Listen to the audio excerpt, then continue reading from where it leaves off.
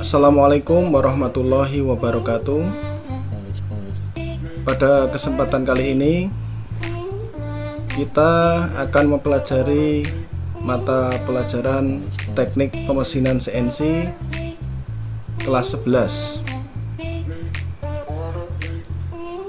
Untuk materi yang akan kita pelajari yaitu metode pemrograman absolut dan metode pemrograman inkremental pada mesin bubut CNC.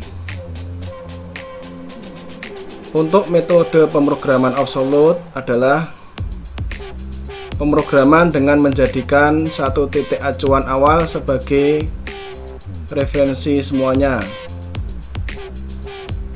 Jadi untuk acuannya cuma satu saja yang dijadikan untuk acuan semua ukuran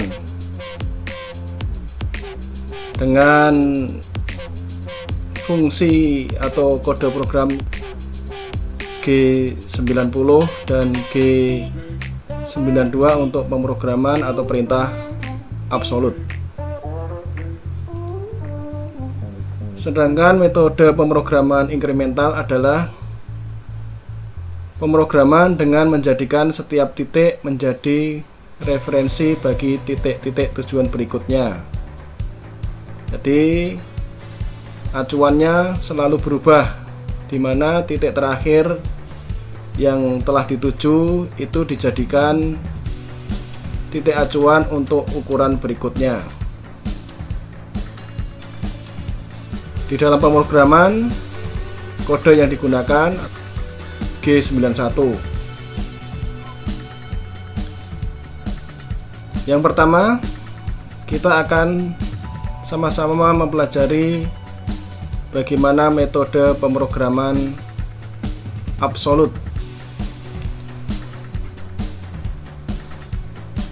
Jadi sumbu yang ada di mesin bubut CNC itu ada dua, yaitu sumbu X dan sumbu Z. Yang ke arah atas ini X negatif, kemudian yang ke bawah ini X positif, kemudian yang ke kanan yang menjauhi benda kerja arah plus Z, kemudian yang mendekati spindle itu minus Z.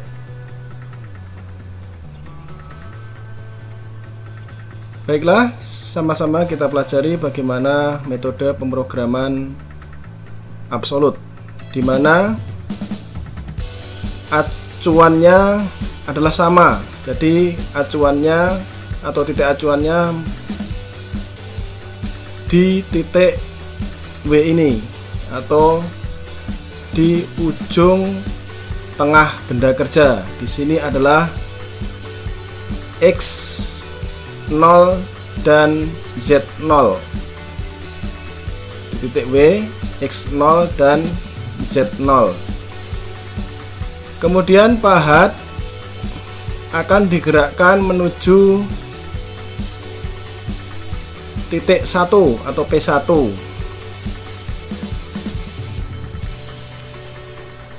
X-nya 6. Ini untuk metode absolut.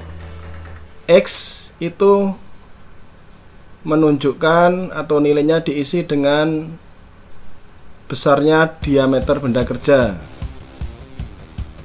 Jadi diameternya ini adalah 6.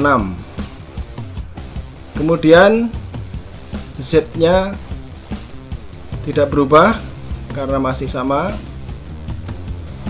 yaitu 0. Kemudian pahat akan bergerak atau kita gerakkan menuju ke titik 2.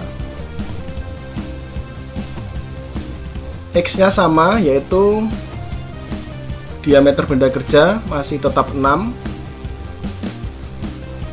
Kemudian nilai Z-nya ini sejauh 2,5. Karena arahnya ke negatif Z, maka nilainya diberi tanda negatif menjadi min 2,5. Kemudian yang selanjutnya ke titik 3. Titik 3, X nya berdiameter 4. Jadi menghitungnya tetap titik X0 di sini, kemudian diameternya sebesar 4. Z nya sama, minus 2,5. Kemudian pahat digerakkan ke titik 4. Diameter benda kerja sama 4. Untuk nilai Z nya menghitungnya dari titik ini tetap sama, yaitu sebanyak atau sepanjang 4. Karena ke arah kiri berarti negatif atau minus 4. Yang terakhir, pahat menuju titik 5. Nilainya untuk X, karena segaris dengan titik acuannya, X nya sama, ya 0. Kemudian nilai Z nya negatif 6. Menghitungnya dari titik W, ini sebanyak 6 kotak atau 6 mili ya. Jadi negatif 6. Demikian bagaimana cara pemrograman absolut, di mana acuannya selalu sama, satu titik dijadikan acuan untuk ukuran berikutnya atau untuk semua ukuran. Selanjutnya kita akan mempelajari bagaimana metode inkremental, di mana titik acuannya selalu berubah. Acuan terakhir yang telah dituju itu dijadikan acuan baru untuk ukuran berikutnya. Titik yang pertama, titik W. Jadi pahat mulai dari sini. Ini nilainya X0, Z0. Kemudian pahat akan digerakkan menuju ke titik 1. X nya 3 didapatkan dari jarak antara titik W dengan titik 1. Ini sepanjang 3 atau sebanyak 3 kotak. Arahnya ke bawah berarti positif. Kemudian Z nya tidak berubah, tetap sama, Z nya sama dengan 0. Pahat sudah sampai di titik 1, dan titik 1 ini akan dijadikan acuan untuk menuju titik 2. Artinya apa? Titik 1 ini menjadi X0 dan Z0 untuk menuju ke titik 2. Titik 2, X nya tidak berubah, diameter benda kerja tidak berubah. Jadi karena di sini tadi di X0, maka di titik 2 X nya tetap sama, yaitu X0. Yang berubah adalah nilai Z-nya berpindah sepanjang 2,5. Karena arahnya ke kiri berarti Z-nya negatif 2,5. Pahat sudah sampai di titik 2. Jadi di sini titik 2 dijadikan acuan untuk menuju ke titik 3. Jadi titik 2 nilainya sekarang menjadi X-nya 0, Z-nya 0. Titik 3, X-nya nilainya minus 1, didapatkan dari ini, jarak ini cuma 1 kotak atau nilainya cuma 1. Negatif karena arahnya ke atas berarti negatif 1. Kemudian Z-nya tidak berubah, maka nilainya tetap 0. Pahat sudah sampai di